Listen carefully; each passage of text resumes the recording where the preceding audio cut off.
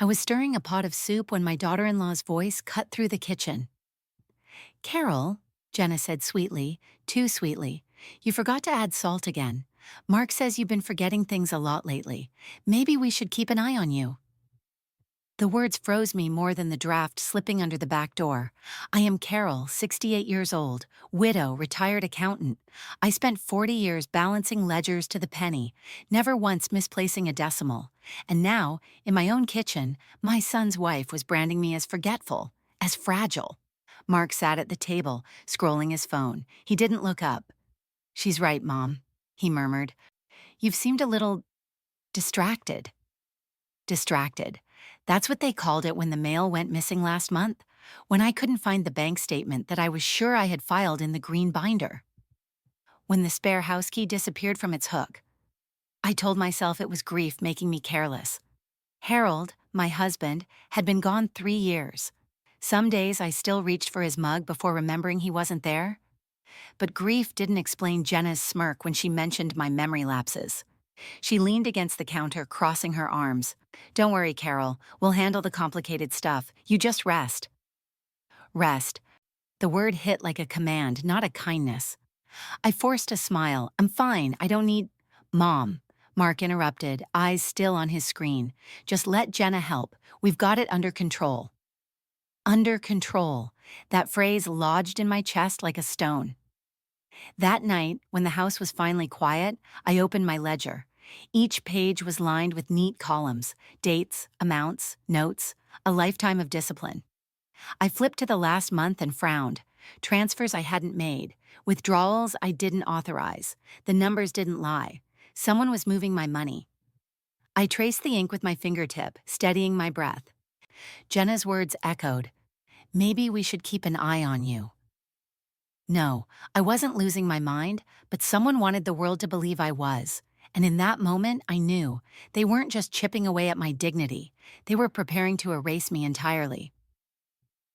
2 days later, I marched into the dining room with my green ledger clutched to my chest. Mark was at the head of the table, laptop open, papers spread like he was the CEO of my house. Jenna perched beside him, phone in hand, her lips twisted into that polite smile she used when she thought she was winning. Mark, I said, placing the ledger on the table, where are the missing bank statements?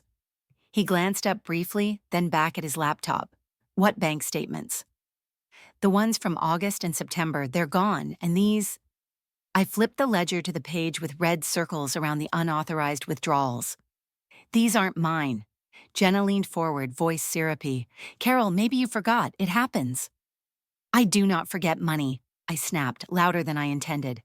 My voice echoed against the china cabinet.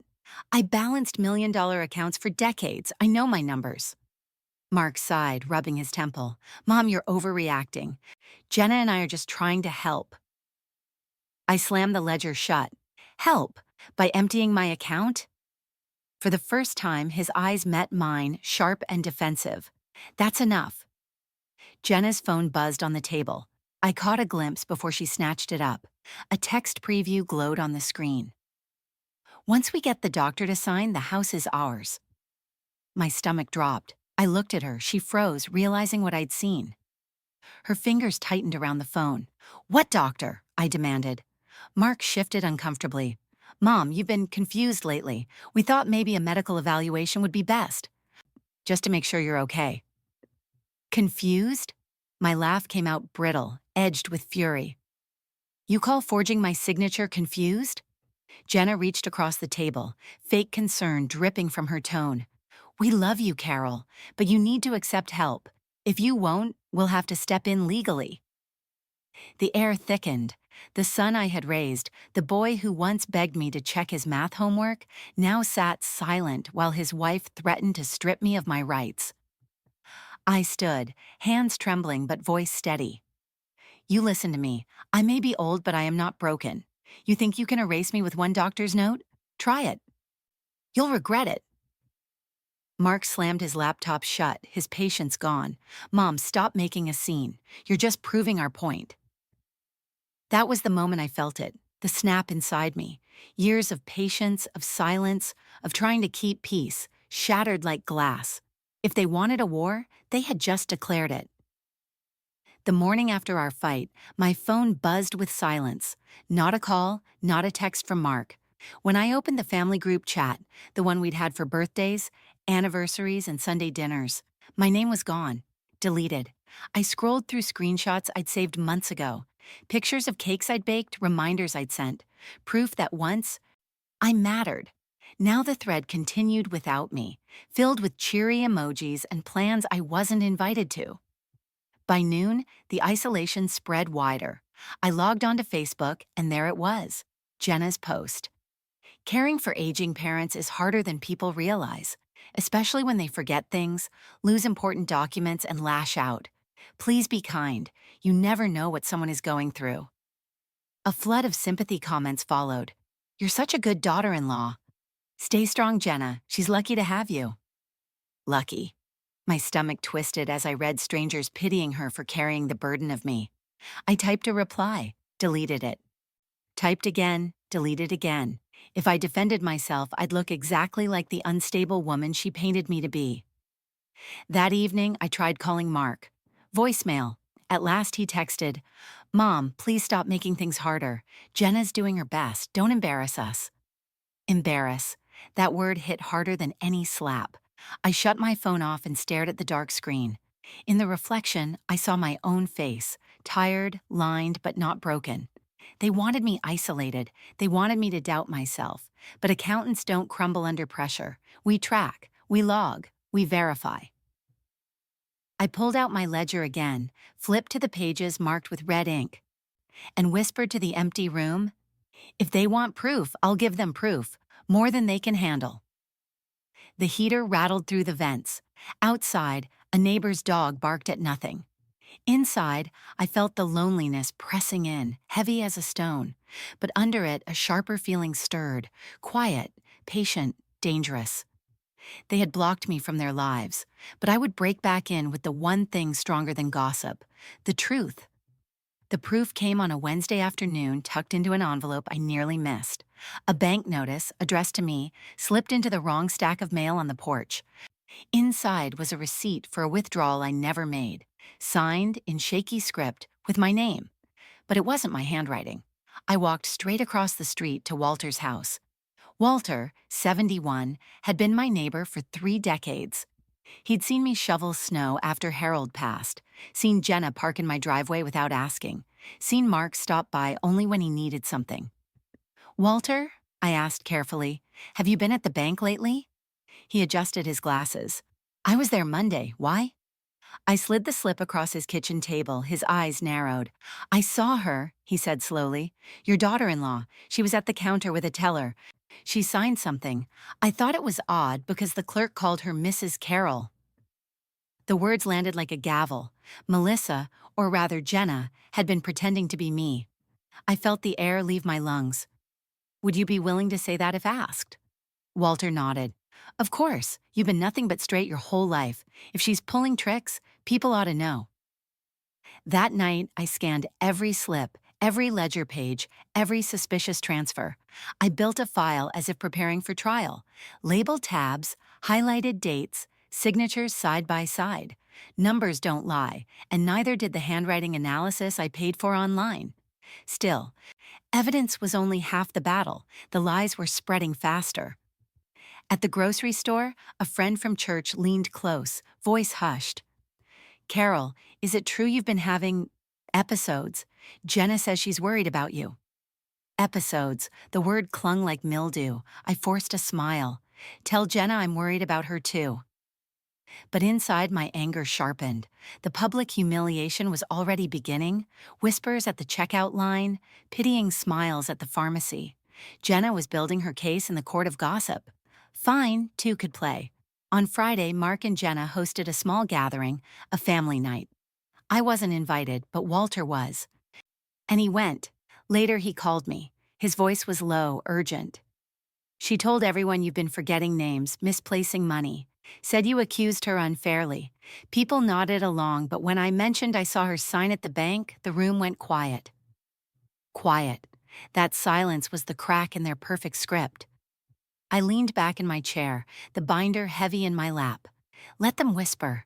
Let them doubt, because when the time came, I wouldn't just clear my name, I would expose theirs, and the whole neighborhood, no, the whole family, would see who the real liar was. The phone rang late on a Sunday night. Mark's voice was oddly cheerful, too cheerful. "Mom, good news," he announced. "I've been promoted at the firm. Big step up. We're throwing a celebration Friday night. You should come. It'll be good for the family to see you." Promoted. I almost laughed. 2 weeks earlier, a former colleague of his had whispered otherwise. Mark was on the chopping block for mishandled accounts. Promotion wasn't in the cards. Termination was. Still, I played along. "Congratulations, what's the new title?" A pause, then, "Senior Project Manager."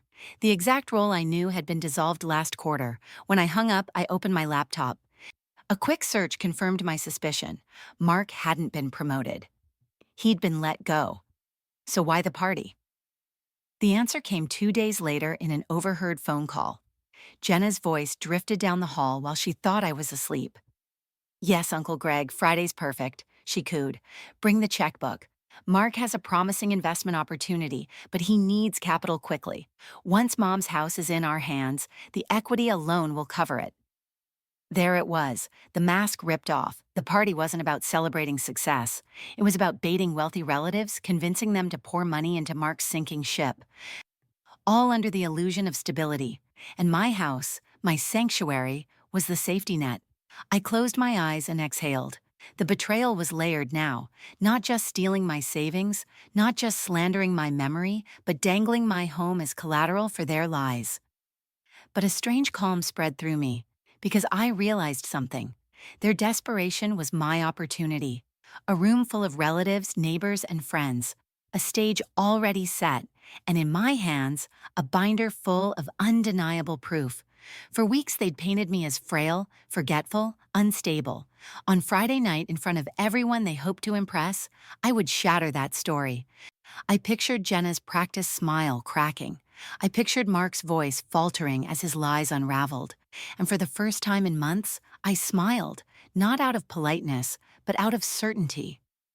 The party they thought would secure their future would be the night that destroyed it. Friday night, I arrived at the country club dressed in Harold's Old Navy scarf and a blazer sharp enough to slice. Jenna blinked in shock when she saw me step into the lobby. "Carol," she hissed, tugging at my arm. "We didn't expect—" "I know," I said, brushing past her. "That's what makes this perfect." The ballroom glowed with rented chandeliers and forced laughter. Mark stood at the head of the room, raising a glass. His voice rang false bright. "To new beginnings, to family, to loyalty, to opportunity." Applause scattered. His colleagues, aunts, and cousins clinked glasses, unaware they were toasting a lie. I waited until the plates of rubbery chicken were served. Then I stepped forward, binder in hand, and let my voice carry. "Before you invest in Mark's future, you should know what he and Jenna have been investing in behind your backs." The room fell silent. Mark's face drained. "Mom, sit down." "No," I said clearly. "For months, they've been moving my money without permission. For weeks, they've been whispering that I'm losing my memory. And tonight, they plan to use my home, the one Harold and I built, as collateral to cover Mark's debts." Gasps, murmurs, heads turned toward Jenna, whose smile cracked like porcelain. "That's insane," she snapped. "She's confused." Walter's voice rose from the back of the room. "Confused. I saw you, Jenna, at the bank, signing Carol's name on a withdrawal slip." All eyes locked on her. I flipped the binder open, pages fluttering like a storm. Copies of forged signatures. Screenshots of Jenna's texts, bank slips highlighted in red. I held them high. Numbers don't lie, neither do witnesses. Mark lunged forward, grabbing for the binder. I stepped aside. "Careful," I said softly into the microphone. "You don't want to look violent in front of your investors." Alejandro, one of Mark's uncles, stood abruptly. "Is this true? You forged signatures? You lied about a promotion?" Jenna stammered. It's a misunderstanding." "No," I cut in, my voice cold steel. "It's theft, it's fraud, and it's betrayal." Mark's glass slipped from his hand, shattering on the marble floor. I turned slowly, meeting every gaze in the room.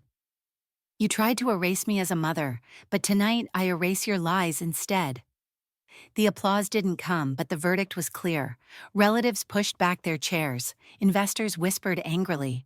Jenna's face collapsed into her hands, and for the first time in years, I felt taller than the chandeliers above me. The ballroom emptied slowly, like air leaking from a balloon. Mark's relatives avoided eye contact, muttering as they collected their coats. Alejandro's final words were sharp as a gavel. "You've embarrassed us all. Don't come asking for money again." Mark sat slumped in a chair, staring at nothing. Jenna clung to his arm, whispering frantic excuses, but no one listened. The empire she had dreamed of had collapsed before it was even built. Kevin approached me hesitantly. His voice was low, broken. "Mom, I didn't know she was doing this. I should have—" I stopped him with a raised hand. "You should have listened when I tried to tell you. You should have noticed when your wife treated me like staff instead of family. Love doesn't mean blindness, Kevin. It means courage to face the truth." His eyes brimmed. "Can you forgive me?" Forgiveness. The word echoed in me like an old hymn. I thought of Harold's voice, steady and kind. "Don't let bitterness take root, Carol, but don't let anyone trample you either." I looked at my son, grown man, father, but still that boy who once begged me to sew his baseball uniform at midnight. My heart ached, but I kept my spine straight. "I forgive you, Kevin, but forgiveness doesn't mean forgetting, and it doesn't mean erasing the boundaries I've built. If you want a relationship with me, it will be on the grounds of respect, not convenience, not manipulation, respect." He nodded, shoulders shaking. "I'll prove it, Mom, I swear." As for Jenna, she couldn't meet my eyes. She tried to speak, but her throat closed. Maybe she was expecting mercy. Maybe she thought I'd soften the way I always had. But this time, silence was my answer. Because some lessons aren't delivered with words, they're delivered with absence. That night, I walked out of the country club alone. The winter air bit at my cheeks, but it felt cleaner than anything inside that ballroom. For the first time in years, my breath didn't catch in my chest. Forgive? Yes, but only where love was real. Forget? Never again. The next morning, sunlight streamed through my kitchen window, catching the edges of the green folder still on the table. The same folder Jenna once tried to seize as if it were hers. I opened it, not because I needed to, but because I wanted the reminder. Bank records, proof of transfers, copies of deeds, evidence of every year I'd quietly carried more than my share. Now those pages felt lighter, not a burden, but a record of survival. Proof that I had given, that I had endured, and that I had finally drawn the line. My phone buzzed, a string of missed calls from Kevin, a single text from Jenna, "We need to talk." I set the phone down, screen face down.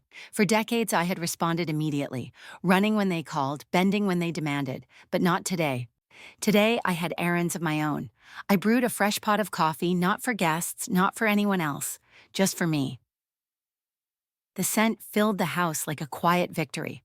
I sliced an apple pie I'd baked 2 days earlier, plated a piece, and sat down by the window where Harold used to read the Sunday paper. The seat felt different now. Not haunted, not lonely. Just mine. Outside, the world moved on. Children tossing snowballs, a neighbor stringing lights, the postman waving from the curb. Life didn't pause for family drama, and neither would I.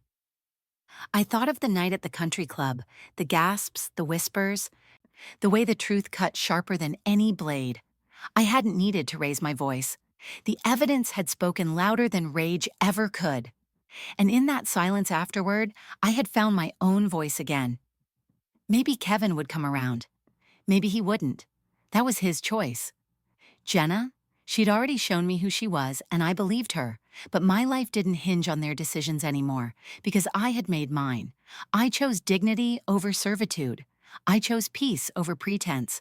I chose me, and if you're listening to this, wondering whether you're allowed to do the same, to step out of the shadows, to reclaim your worth, let this be your permission. You are not the sum of what others take from you. You are what you choose to keep for yourself. So, what would you do? Drop your story and subscribe. Revenge Stories U60 USA.